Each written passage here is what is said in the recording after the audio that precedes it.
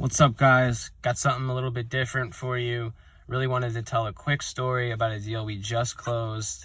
So I want to break down this deal. We found this deal through cold calling, through my virtual assistant, Eddie. Shout out to him. This will be his third deal that he closed with us.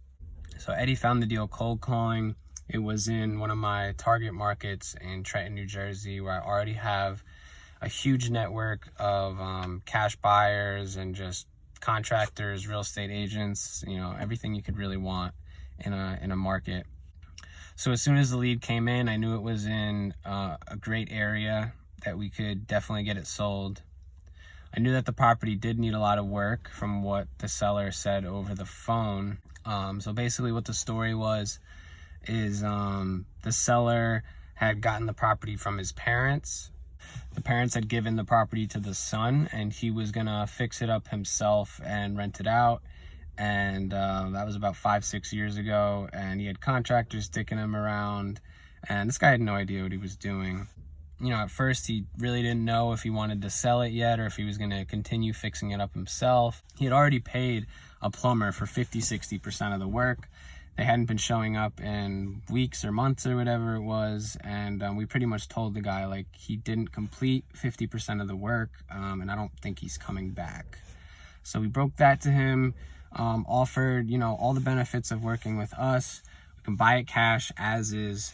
We told him we could close in 2 weeks. It would be that simple. It wasn't that simple though. What's great about it too is on the appointment I brought my real estate agent / partner with me, who is an expert in this market. So you want to have people that in every market who are experts, whether they're real estate agents or wholesalers. They've been working this specific market for years. They know it better than you. I brought him and his contractor on the appointment with me. And since this was it needed a full rehab, it needed plumbing work, it needed electrical work, it needed a lot. It was pretty much halfway through the rehab. The contractor who was on the appointment with us actually decided, hey, this is perfect for him. He's been looking for something, and he decided that he would buy it. So we made an offer right there on the spot. It was accepted, I believe, that day or the next day. We got a contract signed. Cool, so everything's great. We're thinking this is going to be the easiest deal we've ever done, being that the buyer was a close friend of ours. He was a contractor. We dealt with him before. So we're like, okay, this is going to be great. So the buyer wanted to use his title company, and I think that was the mistake right off the bat, was allowing him to use his own title company. I think that's where it all started to really go downhill. The title search had came back. The underwriter was making a big deal about everything. Every little thing he was making a big deal. And what the issue was, the seller actually owned the lot next door, which is an alleyway. Okay, so we're in a city. It was an alleyway, and that alley was being used by a bakery that's next door. So whatever, there was some issues over that. Apparently the family had made an agreement with the bakery years ago that they were going to share the alley. Apparently there's all these title issues, and now the title guy, the title officer was telling our buyer that basically, there could be title issues with this in the future because of the alley next door, and he might not be able to sell the property in the future. Basically just scared the shit out of our buyer and kind of just told him not to do the deal, or, saying it without saying it, like I wouldn't buy it. We were just getting dicked around, a lot of waiting games. The title guy's saying, oh, I'm going to, get in contact with the city, see what they say, this and that. Oh, they never sent me anything. So I'm like, you know what? Fuck this guy. This guy sucks, right? This title guy. Me and the seller actually just start contacting the city. And me and the seller on our own found an easement agreement that was made between the family and the bakery years ago. This is what the whole problem was. We found it just on the public records. Basically, we're like, this is bullshit. This deal is closable. This guy's telling us that there's an issue with the title because of an alleyway next door. I couldn't grasp that, and I couldn't just take no for an answer. We have this easement agreement. This title guy's being an idiot. He scared the buyer off, and then not only that, he took the deal was pretty much dead. The buyer was done. He didn't want anything to do with it anymore, and I could understand why. From what he was being told, I probably would have been scared too a little bit.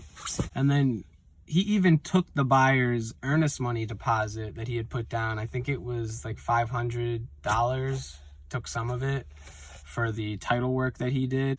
And that really sucked because, you know, the buyer was a close friend of ours. He's a contractor we work with.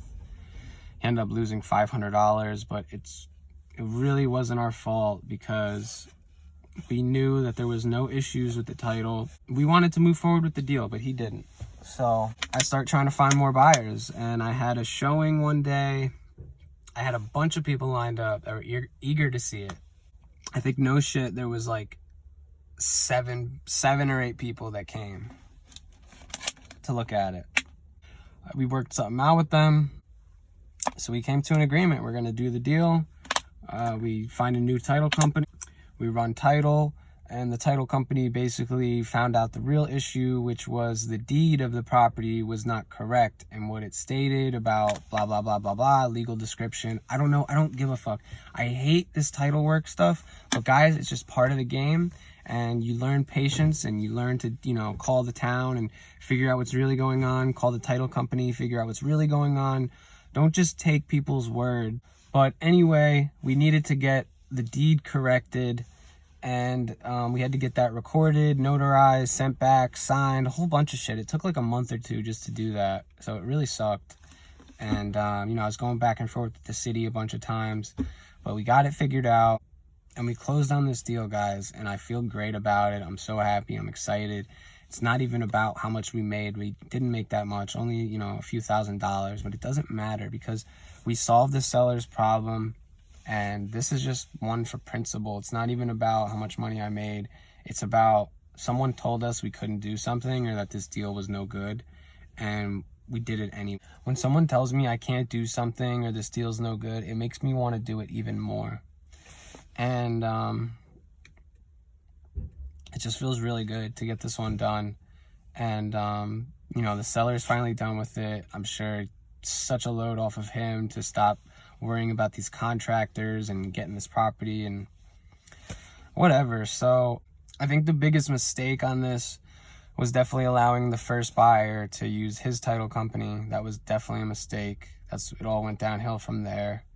And the great part was that we just stuck with it. We found a new buyer. We hung in there for another couple months of issues and dealing with the city, and then snow was fucking everything up, and COVID was fucking everything up. So I'm absolutely blessed. If you guys have any questions, please let me know. Please let me know if you guys think I should continue doing these deal breakdowns from when I close a deal. And hopefully I have more closings and more deals to talk about.